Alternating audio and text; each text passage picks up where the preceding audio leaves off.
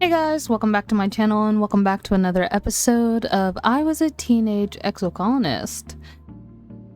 What did we do in the last episode? Oh, it's glow season at the end of the last episode. We're on episode 10, I think. But yeah, we're gonna go through the glow and see who dies this time. Hopefully no one. I'm tired of the death. Stop dying. I hate it. Quit it now. Alright, so if you enjoyed this episode, remember to like and subscribe, and we will just head straight into this. In our teen years.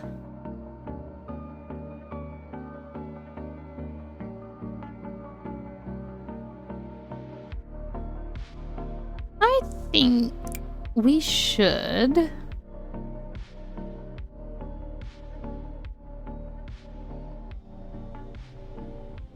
The glow is not really a long season. I think it's this and then a thing. So I think we're gonna relax on the wall. To get our stuff back up. The view from the wall during the glow is absolutely breathtaking. The wormhole seems to be smoother than the sky. Seems to smother the sky, not smoother. Like a swirled jewel tone bowl pressed down on the gloom.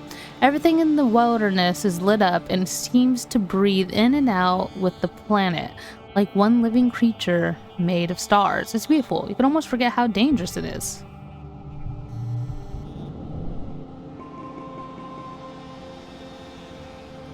We will keep these cards. Another year, another glow. Everyone's pretty sure there's going to be an attack this year, so the colony is on high alert. You're collecting glowflies in the geopanic gardens and with Cal and Nimmy. When the sirens begin to wail, you will stop what you're doing and look at each other nervously. Your parents run off to help defend the farms, telling you to get inside the greenhouse and stay quiet. Nimmy declares she's going to the wall to watch the soldiers fight. She knows a good spot. I'm gonna help defend the gates. You scramble down from the wall and are immediately faced with the seething wall of hop ice. You kind of thought there were only a handful of these usually peaceful creatures in previous years, but there's a swarm of them now. And not just a hop eyes. Once your eyes adjust to the chaos, you can see large creatures that look like walking bushes. These wild centipede-looking things with long spider legs and at least one giant mini-eyed thing that hovers clear off the ground, defying gravity. They all seem to be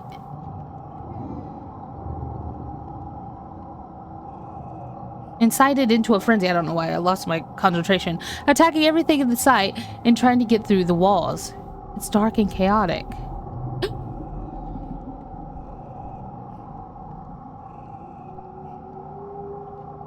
Calm sees through the fray. Ophelia, get to safety. I'm gonna fight bravely. Making up with guts for what lack in sense or skill, you charge without a plan or a real weapon. Amelia rammed by the side what looks like a living pile of rocks and you go down. You see the sky, then the dirt, the sky again, you're tossed through the air before you land a heap of base of the wall. Through the ring of years, you can hear Nimmy screaming from Calm to help. You stumble your feet, body vibrating with adrenaline. You can feel the blood trickling over your face and it hurts like someone stabbing you in the chest when you breathe. Calm runs over and sends bolts of energy coursing from his stun glove to the creature, being mostly comprised of rocks. It seems unfazed. It does, however, swing its head to look at him, giving you a chance to flee. Combat! Impossible? Oh, it is impossible.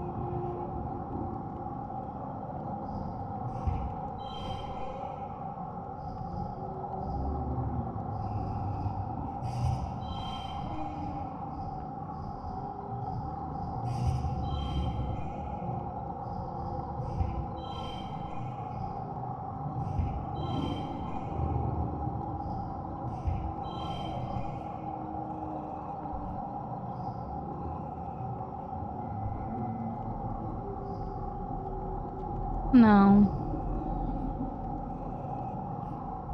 You can't win this. Right?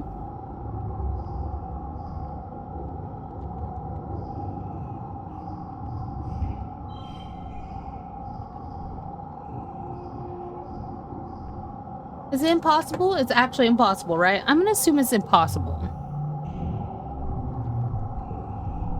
Your broken body is leaking for the garden hose, but somehow you manage to improvise a spear out of a bit of rebar from the ever-present construction and throw yourself in the gargantuan creature. You and Calm duck and weave around the monster, him getting its attention, you jamming your spear into the armor body. Looking for a weak point, it seems impossible. The thing's all rocks. You can feel yourself buzzing with yourself beginning to lose hold of reality, your vision fuzzing at the edge. Finally, Calm yells, "There!" as it roars. You lunge for its snap jaw, mouth the jam spear in and up. In the terrible moment, there's a terrible moment where nothing happens, an inhalation of fate, and then the creature tosses its head and you with it, flipping you into the air and into its mouth. Like a frog being eaten by a troll, your legs kick in the air ineffectively as he tries to gulp you down whole.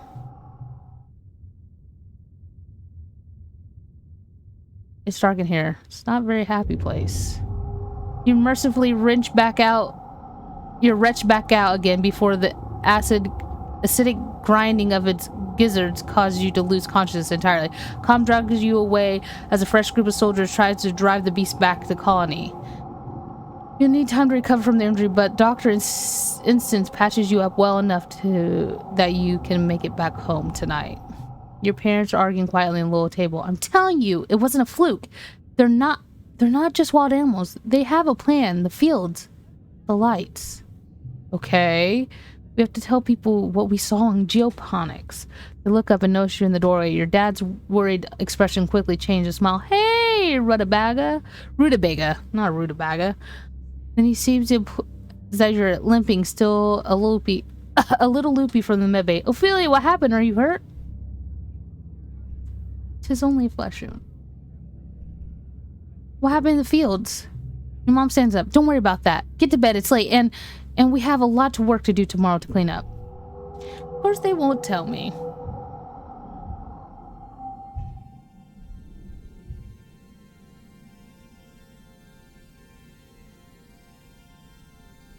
Everybody change a little bit. They have. Oh.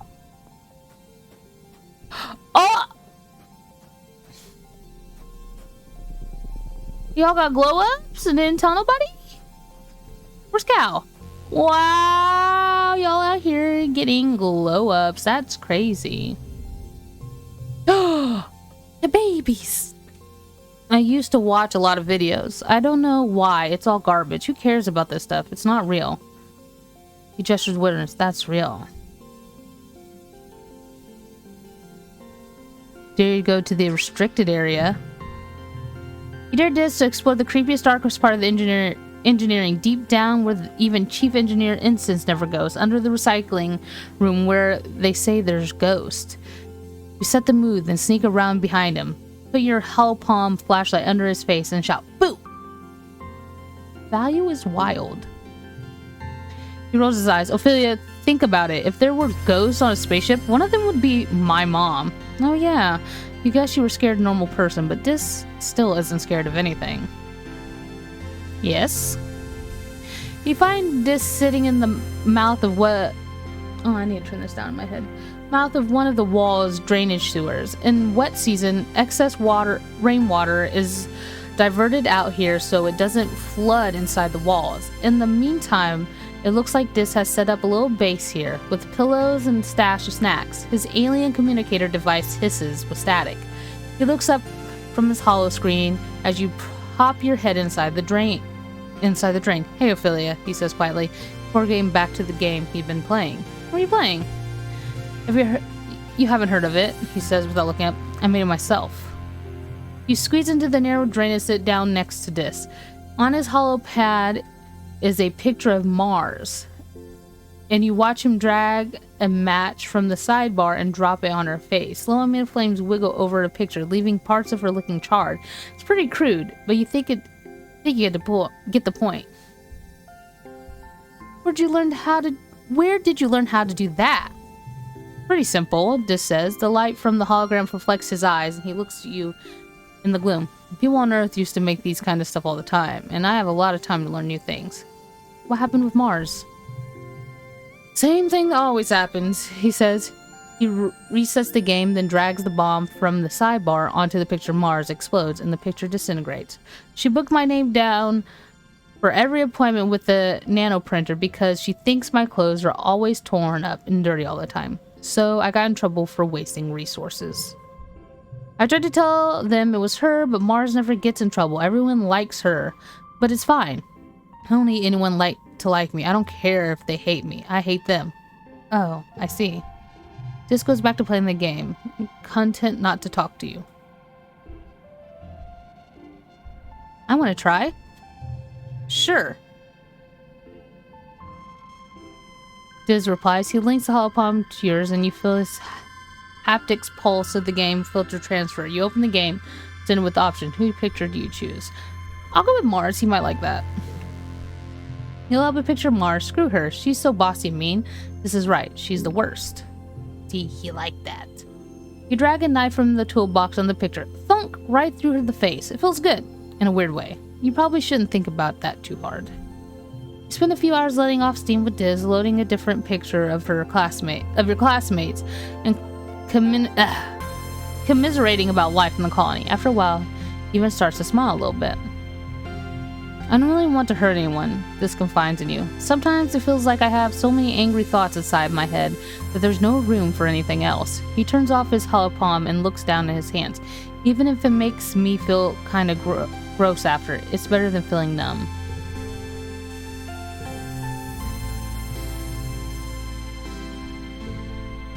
That's my buddy. He's okay. Let's see Nimmy. Nimmy grabs you by the shoulders. Ophelia, you gotta help me. Mom keeps talking about how we're gonna have to start having babies, and she gets this look about her. I don't want to have any skunking babies. Nimmy shudders with her whole body. Why'd I gotta be a girl body anyway? It's tougher and stronger than a lot of boys. No one's telling them they gotta have babies. It's true.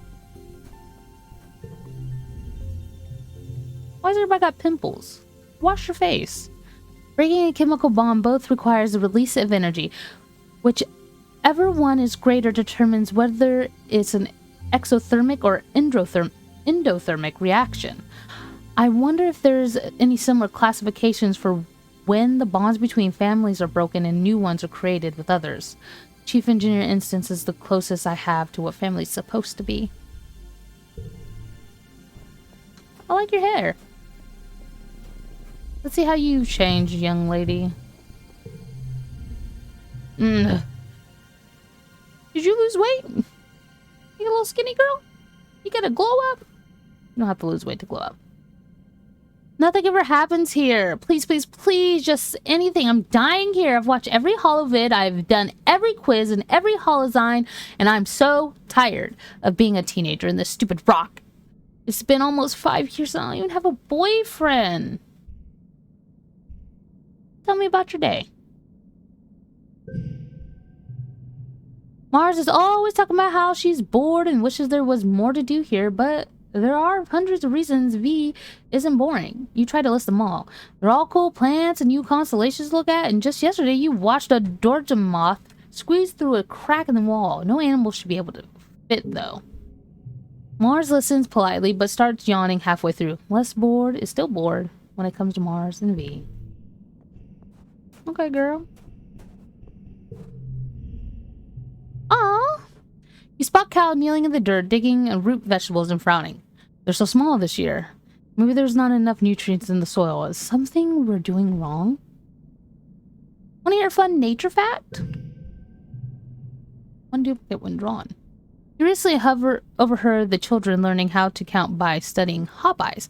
Hop-eyes have 1 foot and 2 tail forks and 3 stomachs and 4 eyes.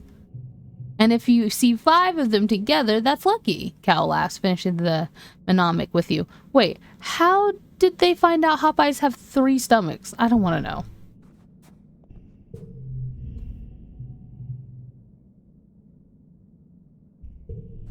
Dad?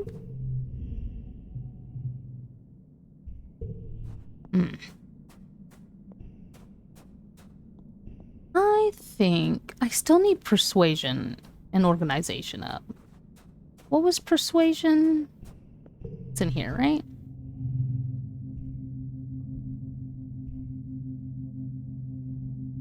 Persuasion. Yep. Study humanities. You headed off to the lunch break when you see Mars and Tang sitting together in the engineering break room. Tang is eating a sandwich while also scrolling her hall palm with it, and Mars is half collapsed. It's Tange, right? It's Tange, not Tang. I'm gonna call her Tang, though. Is half collapsed on the table, barely holding her head up in her hands as she pouts at Tang. It just comes out more. It's Tang. It's Tang. Tange? Tangent is her name. No, Tang just comes out more naturally to me. I don't know. Come on, she whines. You said we were gonna hang out after lunch. Aren't you done eating yet? Tang takes a slow, deliberate bite of her sandwich and chews while making eye contact with Mars. It goes from funny to awkward to hilarious as Mars' face falls as she puts her head on the table and groans. Proper mastication is important for digestive health. Tange answers primely and smiles curling at the corner of her mouth. You can masticate in private. What are you reading and how is it more important than me, your best and only friend in the planet? Just something for work.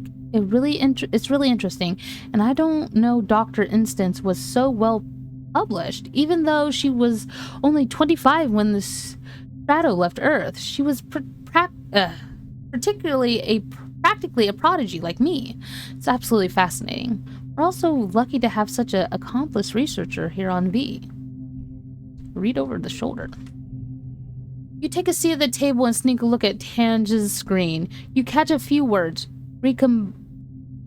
Recombinism, tissue tropism, RNA, protein seeds,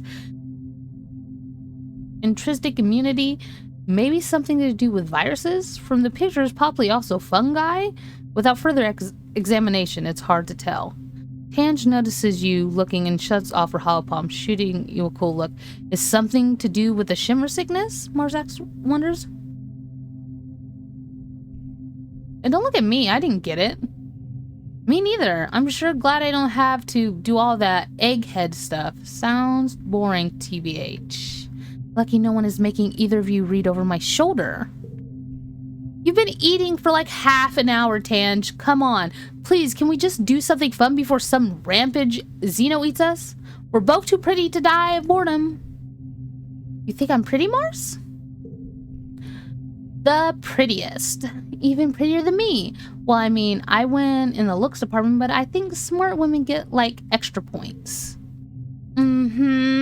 Tange says, putting her hand on top of Mars's hand and leaning in to fix Mars with an unusual flirtatious expression. Yes, do tell me all about my great beauty, she deadpans. That's all I live for. Mars laughs and tosses her hair over her shoulder. And before tuning them out, you tune them out in favor of eating lunch before you expected back in engineering.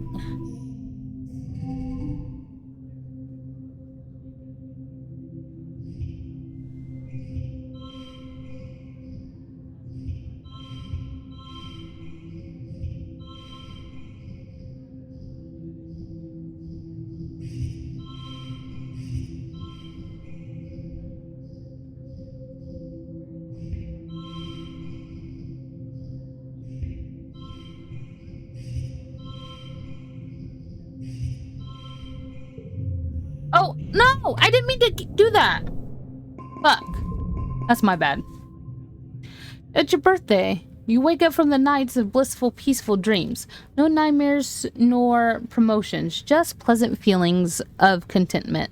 You stretch your arms over your head, blinking in the watery, quiet sunlight that seeps through the porthole window. Things are always changing in V, but you can't help but feel like things are changing for yourself too. Not just your body, but your mind, your emotions, your future. 14 is going to be your year.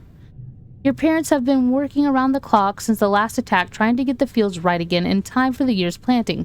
Spark snow has already started falling, and every day they come home complaining about having to clear it. They ask you to ping them when you're awake so you can share a birthday breakfast in your quarters instead of sitting shoulder to shoulder with everyone else during breakfast service in the canteen. You fire them a message and lie back in the bunk, watching the dust motes float lazily in the light. After a minute, there's a knock at the door. It's Antecedent. She sweeps into your room with a bustle of skirt and a shawl and sits down beside you on your bunk. Oh, look at you. Happy birthday, beautiful 14-year-old.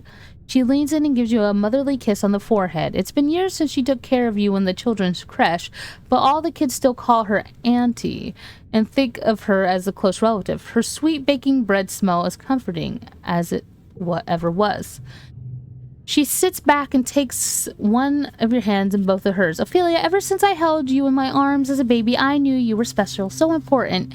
You become a young woman, but I want you to know I will always be here for you, just like your mom and dad, she says firmly.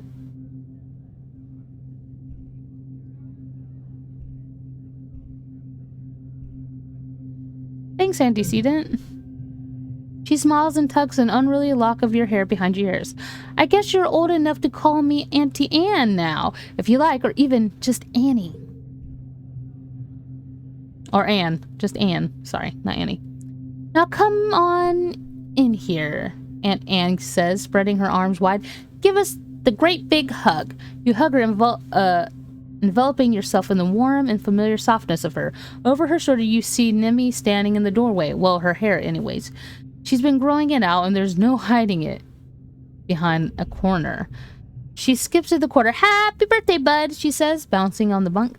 Way to get older. Enjoy your 2 years older than me for a few months. Oh, way to enjoy being 2 years older than me for 2 months. Okay. Thanks. It's good that you're both here. Now that you've both been menstruating for about a year, Nimi makes a face that mutters yuck, but Anne continues. You're both eligible for cessation implants, among other things. It will prevent the bleeding and pain emotional roller coaster of monthly cycle. Oh. Cute. Mom! Gross. Do you have to tell everyone about my cycle? I just don't want to get pregnant. Okay? Anne laughs. Well, yes, this is among other things part, but I don't expect you two to be needing that part for a few years yet, right? Nemi looks disgusted by the prospect, or maybe just by her mom talking about it.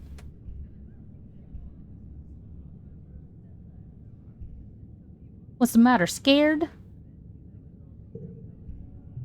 No, of course not. It just super sucks that now everyone talks about how I'm becoming a woman and how I finally look different than my brother. Duh. She points to you.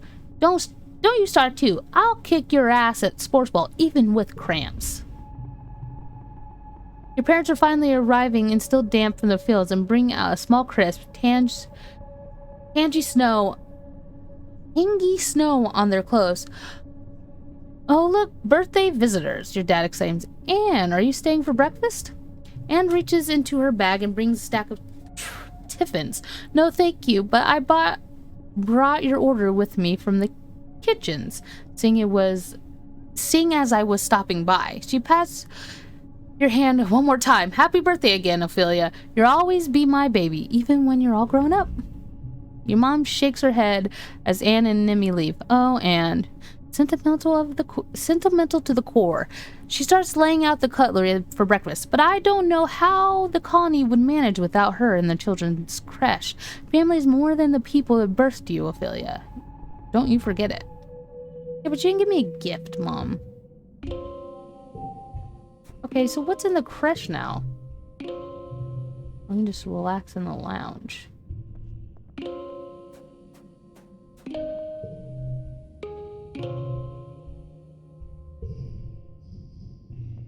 things are in there.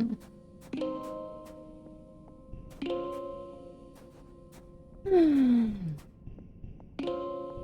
gonna work on my animals. 3 for perception, or 2 for combat. I'm gonna go for the combat, defense training.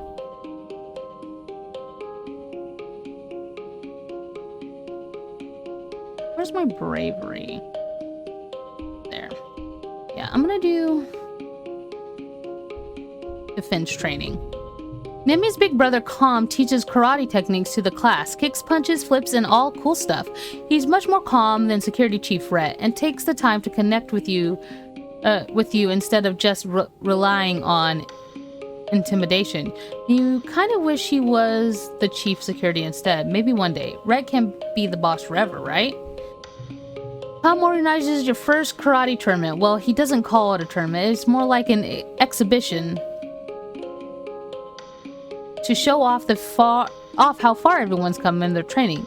There's informal sparring matches and feats of strength, with high kick challenges and breaking boards. Despite Calm's best intentions, Nemi is absolutely taking this like a competition. She takes her place next to you in the board breaking station and gives you a challenging look, tossing her unruly hair over her shoulder. It's on.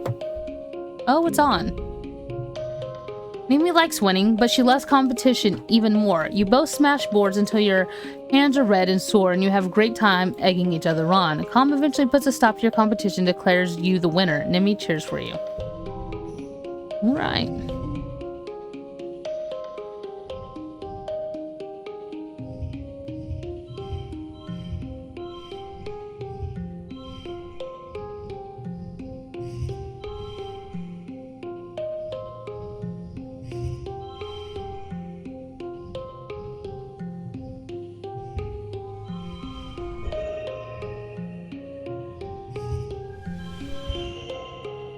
There we go.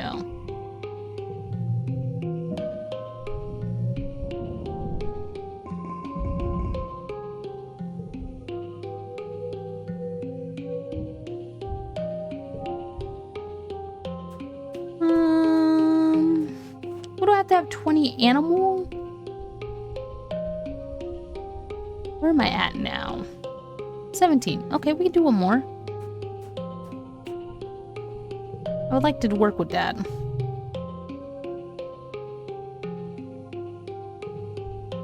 You practice various martial arts, picking interesting things from each one and synthesizing something new to work for your body. Because there's nothing like an actual karate master on V, everything you do is just a copy of the real thing anyway. Learning from a holovid or from someone who learned it from a holovid. Makes sense.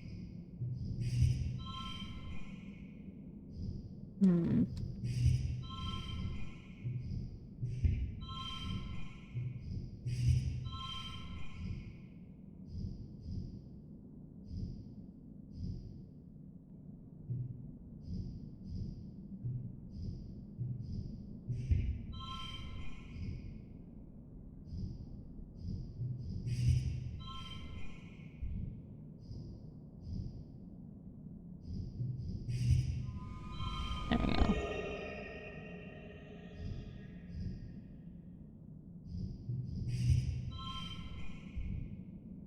So it's a 5. There we go. Yeah. We'll just take the win. Plus 1 combat. Oh, it's only 1 animal. Ugh. So I'm at... Oof.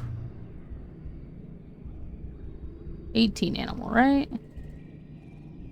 That's crazy. This is the only place that gives animal, right? Lookout duty does. Make sure nobody wants to talk. Oh, Dad wants to talk. You can hear your dad sneezing all the way from engineering. It's explosive, like he's trying to scare away predators. He's wiping his nose as you approach on the handkerchief blotted with a shimmering pink. Lately, he's also surrounded by a fine dusting of pink pollen that clings to him wherever he goes. You keep brushing the glitter off of things in your quarters. He gives you a hug, then brushes pollen off your shoulder, laughing self-consciously. You haven't heard him laugh much lately. He's been working hard trying to improve the colony food supply. He's showing signs of malnourishment too, though your mom is worse. You worried the both of them. Your dad's skin is kind of shiny in patches. He sees you staring and rubs his hands over his arms. Sparkling dust poofs off of him in the little clouds. So tally in your lights. Oh yeah, new symptoms. Seems harmless though. You should see Chief Engineer in this instant. Your dad weighs it off. I will. She's as busy as we are these days though. There's no sense in bothering her, he flexes. And I'm doing fine, really. Your dad says, gosh. I feel like someone stuffed a whole Watto pod up my nose, he says. Like, I could just poke a stick up there and pop fresh Watto juice. Dad! What? It's true. You follow the gaze out to the fields of the lands outside the gate. I wonder what foragers could use if the foragers could use an extra hand. Maybe I'll join them tomorrow. Neither your parents take proper care of themselves. They're so stressed out from poor harvests and low food supplies, they try not to let you see it, but you could tell. Maybe the dad's right. A little seasonal illness is nothing compared to the dangers running out of food. I don't know if that's true, Dad. Does farming give you animal? No, it gives you biology.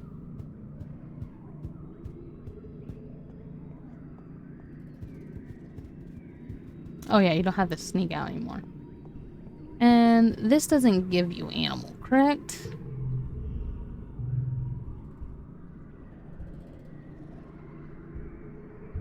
Oh.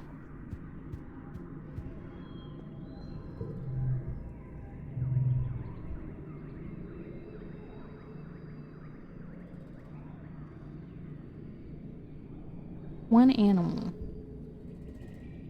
One animal.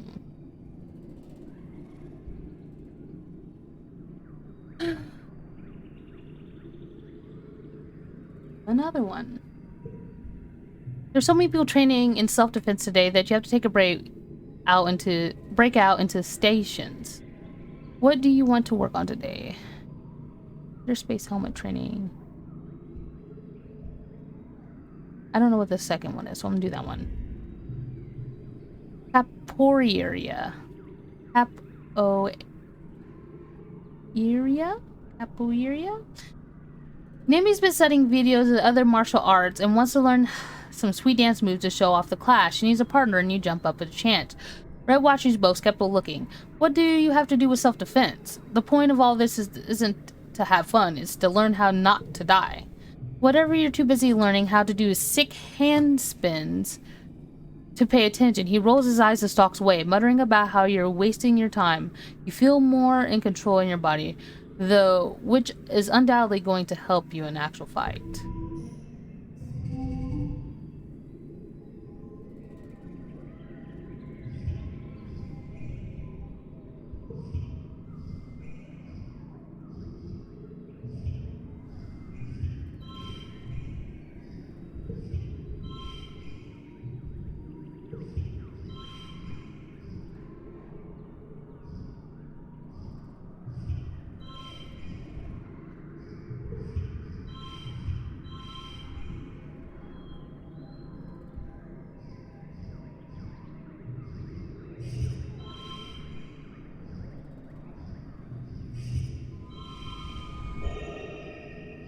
That's the goal.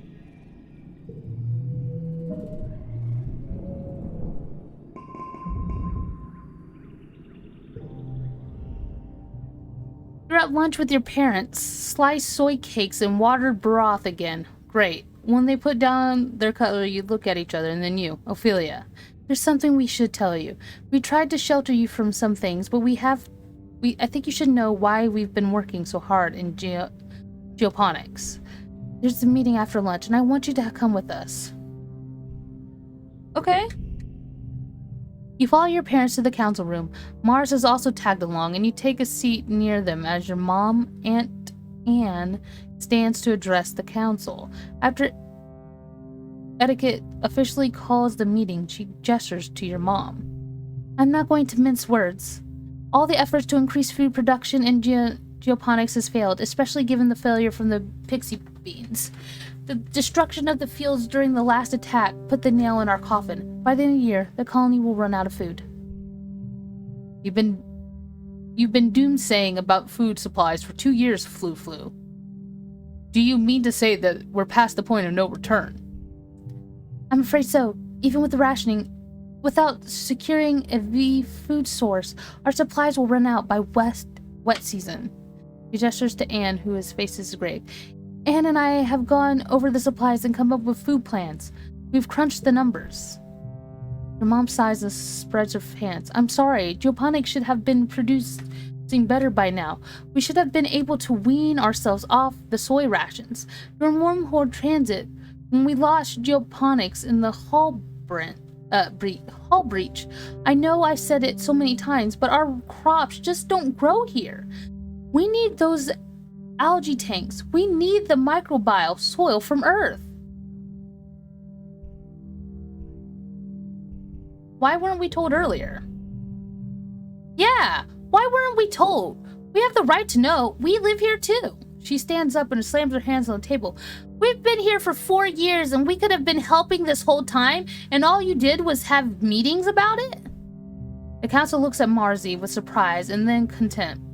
Etiquette chuckles weakly. Imagine being carried for so long and being upset that your feet could not be cut by the rock.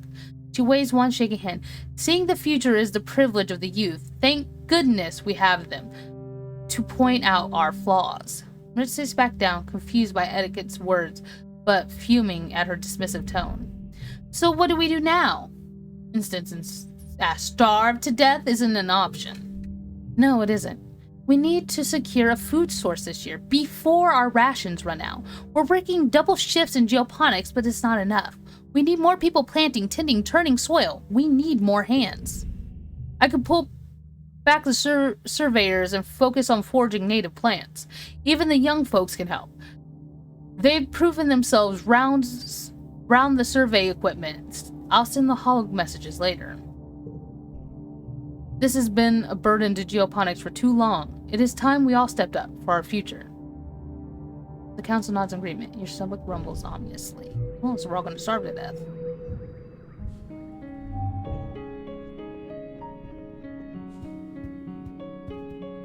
Why is my toughness down?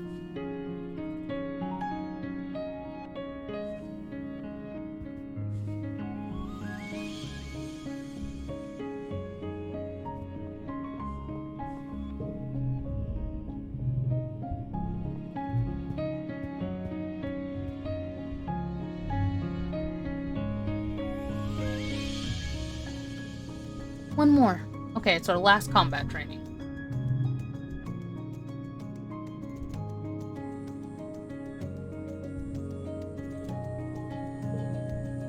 You work on your flips and throw in self-defense class and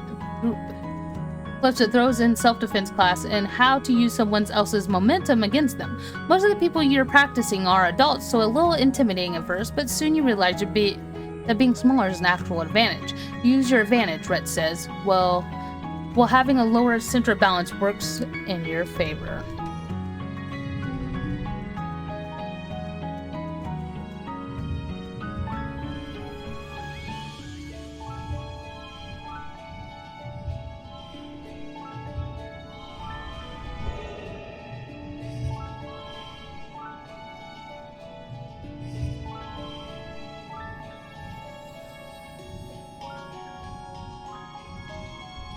We have a 1. Oh, 3-star. Yay! I think we have 20 animal now. New perk. Shop weapons. New cards in the depot.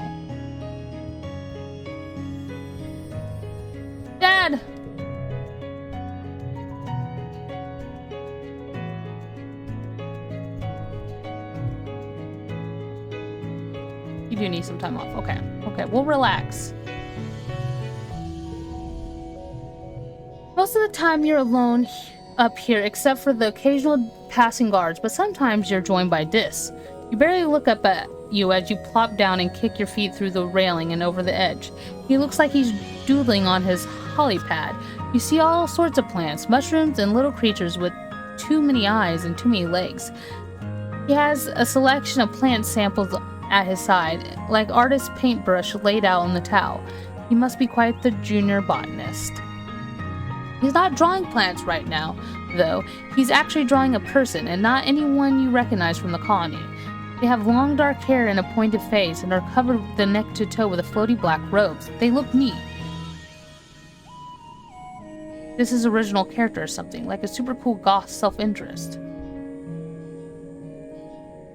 That looks nice. This smiles shyly, but doesn't look away from the drawing. Thanks. It's not very good at drawing yet. You are, Dis. Dis needs some self-confidence.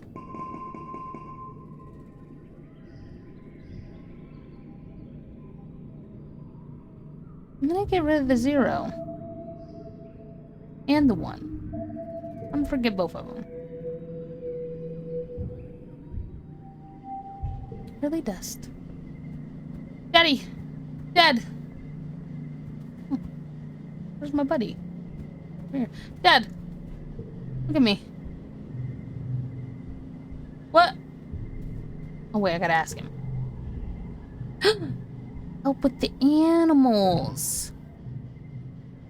Lassoing a floating cow, +1 for each gym on the card. Your dad is working with float cows. One of them is sick and isn't producing enough urine as Balasat, and keeps wanting to float away.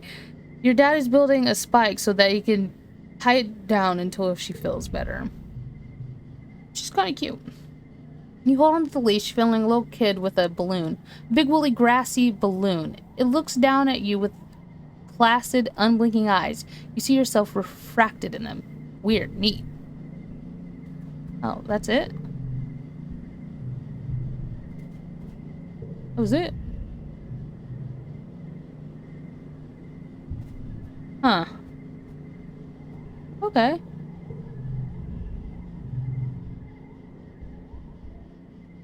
Fortune Valley.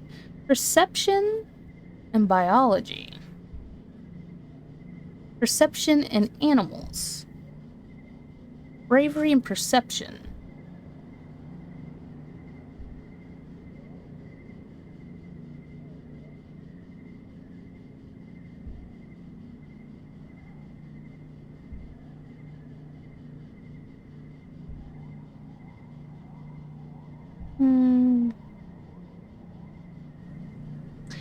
Let's forge since it's new, and then we'll end the episode.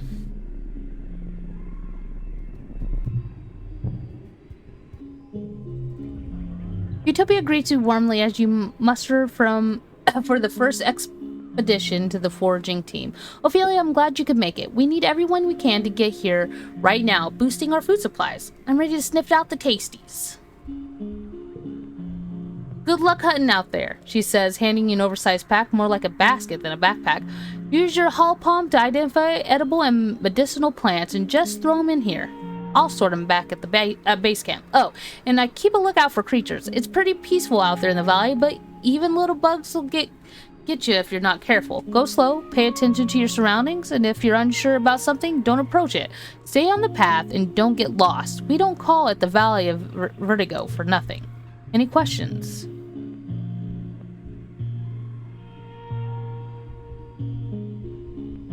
Will Dis be with me this time?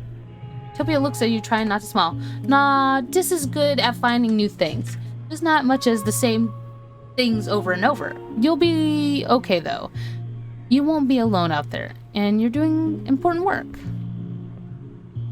Hold up, Ophelia. We're also investigating some species we might domesticate. Those we wanted to tag and captured. Ideally, we're looking for herbivore creatures that are already live in a herd and either produce something edible or reproduce quick enough that we can slaughter them for meat.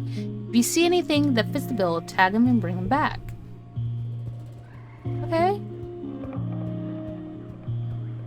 Valley Where'd it go?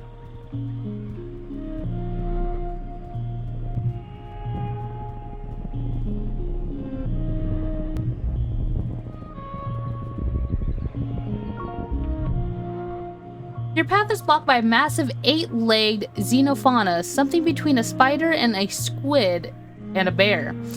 It's in a rage, grunting fiercely and bashing itself against a tree, rocks at random. You duck and hide as it glares in your direction. You breathe heavy and dozens of eyes gleaming with madness.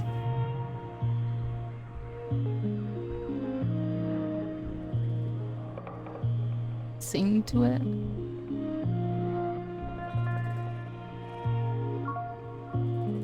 Same soft pink and purple you recognize from the multi-legged Verki that live in the area, but so much larger. Okay, we'll fight it. 81? Yeah, fucking right.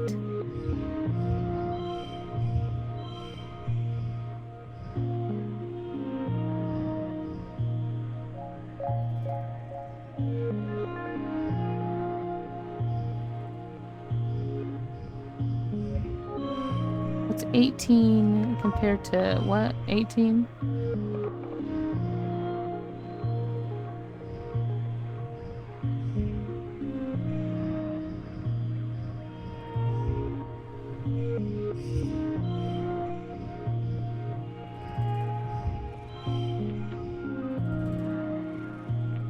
Okay.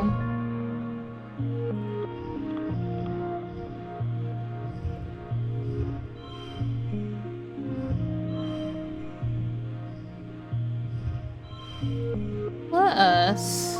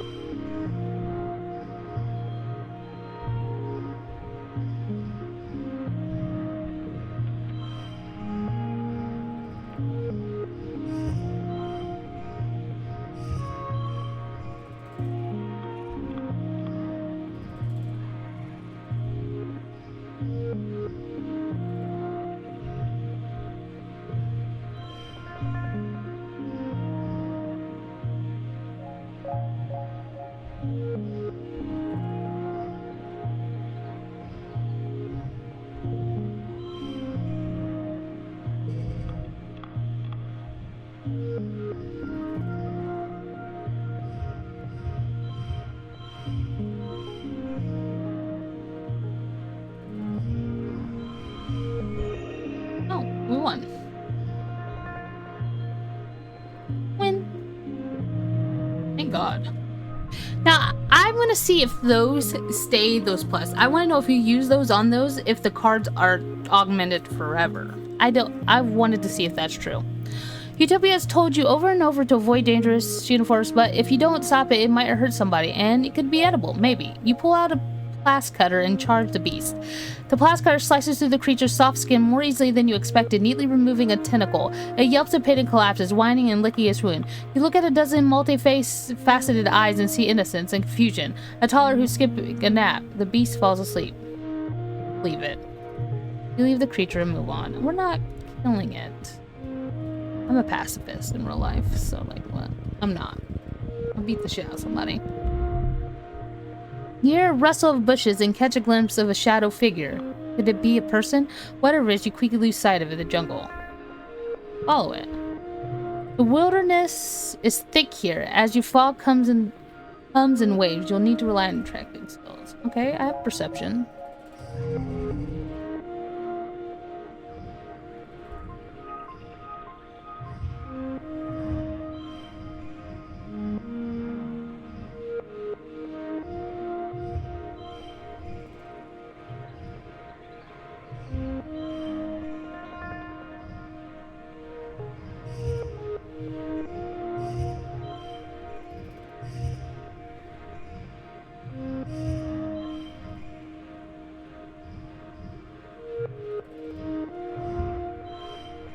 All cards become a 1.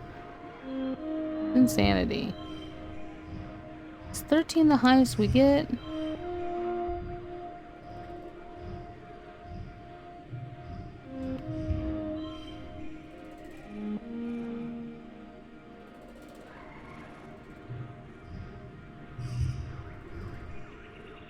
Oh, because it's unchangeable.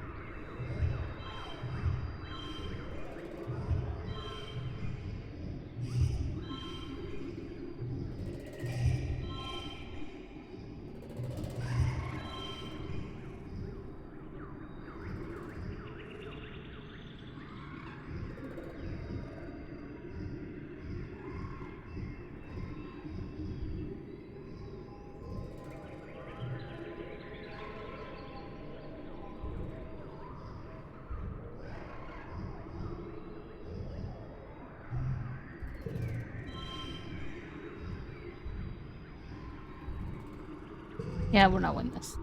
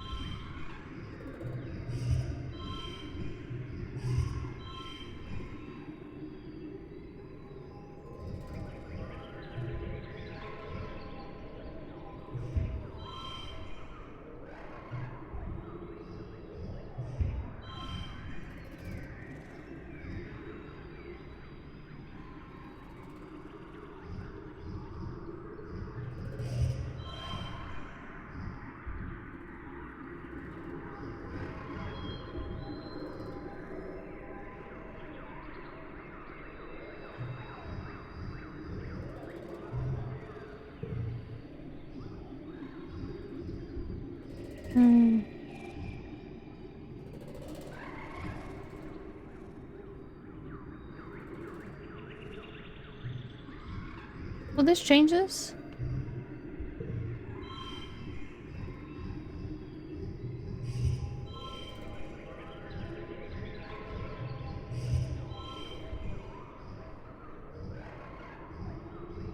Okay, I'm over it. We'll give up. I'm just going in circles. Whatever it is gets away. Awesome.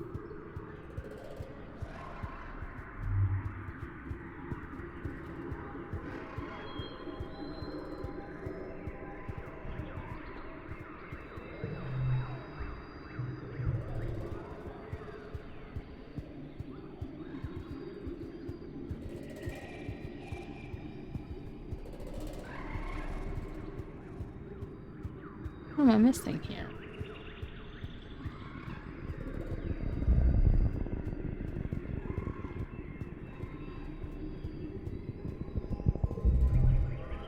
You come across a cluster of mushrooms. Are they edible? There's only one way to find out. Well, there's a few ways. Identify them. 61. I cannot win any of these.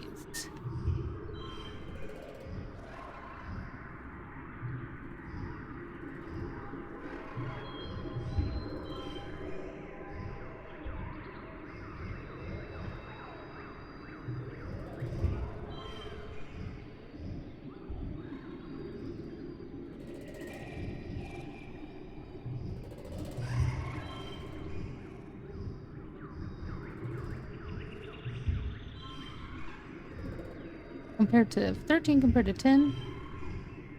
Okay.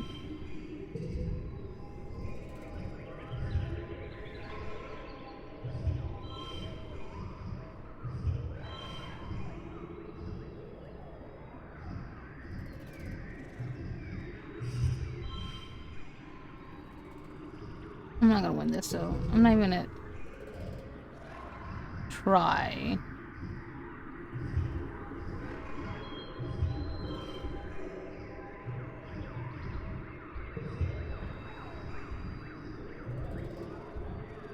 I need to get rid of that one.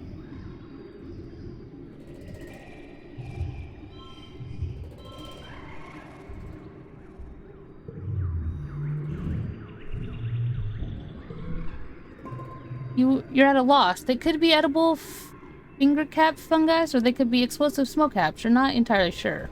I'm just harvest them. Your gamble pays off. You fill the basket with a chunk of tasty fungus. Utopia is pleased with your haul. Great work. Okay. That thing again. You come across not just one Verky, but a whole swarm of them. Mostly just baby ones, but the size of your head. They're all amassed around a massive tree scurrying up and down the trunk. When you can see the tree itself under the swarm, you notice the same pale pink as the baby Verky. Its tentacle-like roots meandering a fairly large distance before pulling into the ground.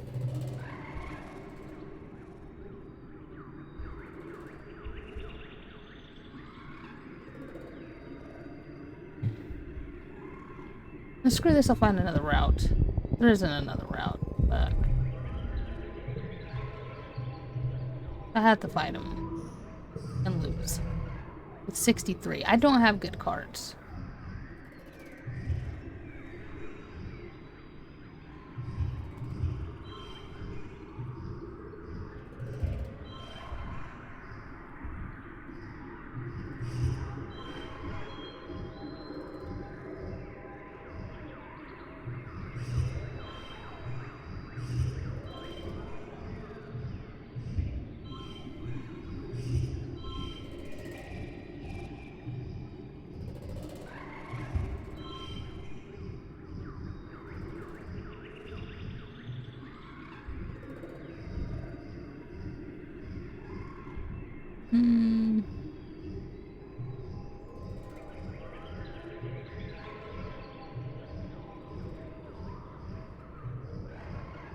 Let's do this.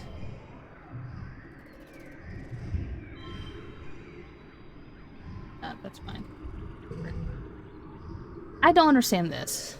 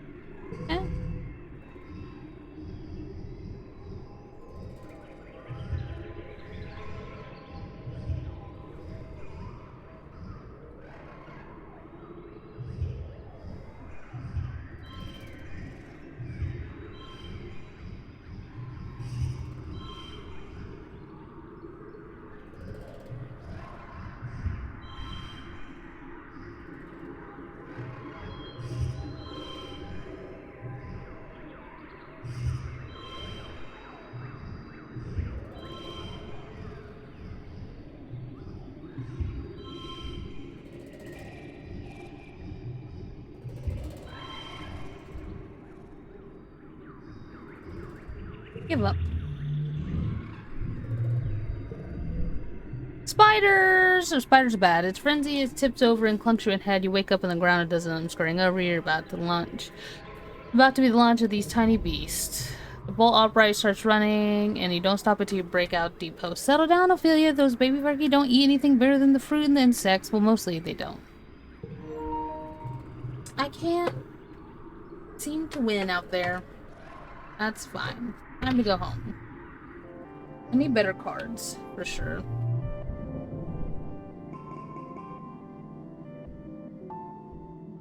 Perception and biology.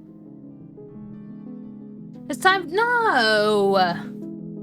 It's time for V, but we're gonna end the episode here, and you'll have to see the V festivals in the next episode. I hope you guys enjoyed, and I'll see you next time. Bye-bye.